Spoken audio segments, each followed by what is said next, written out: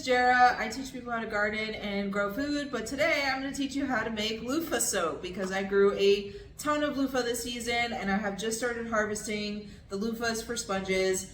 And I have a lot. I'm like, what am I going to do with all of this? So I decided to get crafty and make some simple soaps with the loofah inside of it, so they're really good to scrub your body with. And today my helper is Roland, my son. He likes to do all these little craft projects with me, right? Yes.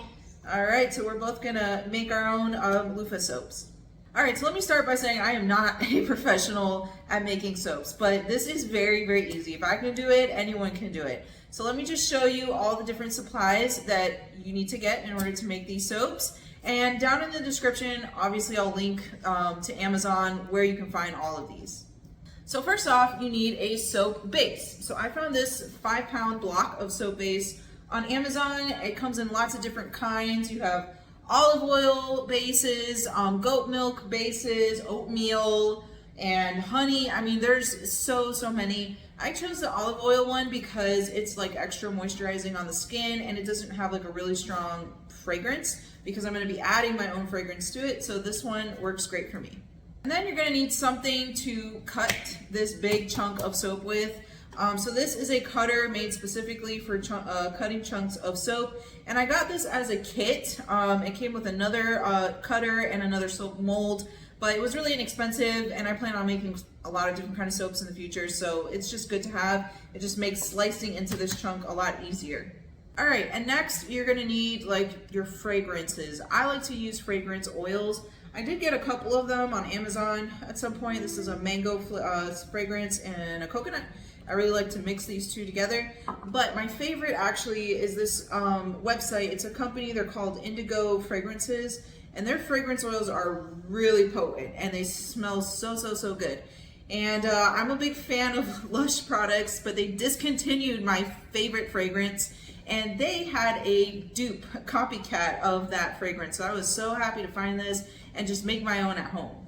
So of course I'll link to this below. You're gonna need something to color your soaps. I have tried to make soaps with adding drops of liquid colors, but for whatever reason, it wasn't very strong. They didn't look that great. Maybe it was just the liquid brand that I bought, I don't know. But this time I'm gonna try the mica powders because you only need a little bit of these and it goes a long way. Then you're gonna need some soap molds. These are silicone molds, so they're really easy to pop the soaps out once they're, set.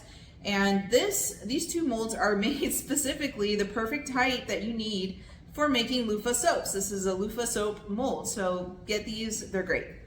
I like to use a serrated knife to cut down my loofah.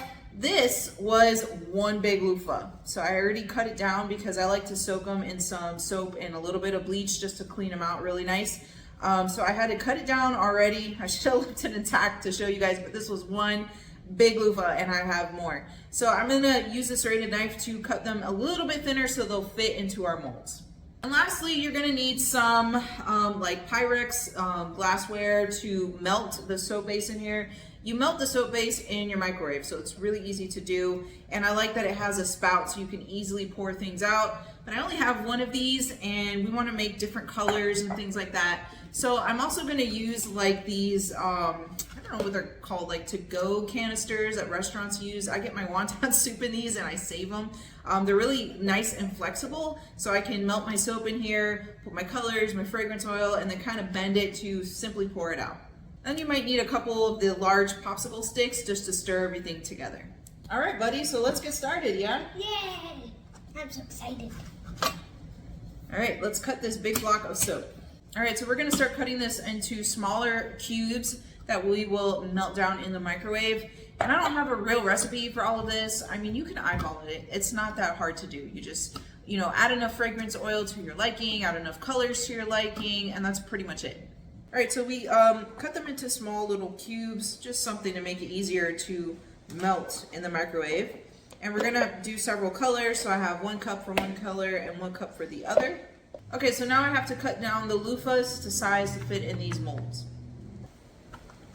All right, they fit pretty good, right? Yeah. So to melt the soap, you're gonna wanna microwave it for 30 seconds, give it a good stir, and then put it back in at 10-second intervals until it's completely melted. All right, let's mix in our fragrances. A good way to gauge if you put enough fragrance oil is if you can smell it, you put enough. All right, so we're gonna use 1/16 of a teaspoon for these colors. Oh, it's very good. It is? Yeah, see? I really like these mica colors. They have like a glittery, metallic kind of shine to them. All right, so everything's mixed. It's time to pour.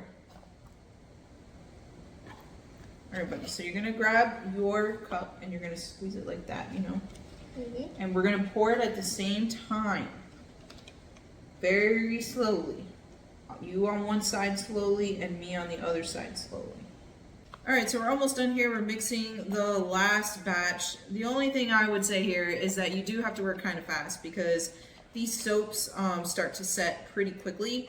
And I made about 12 bars of soap here. We used about half of that 5-pound brick of olive oil soap base, just to give you an idea of how much you'll need.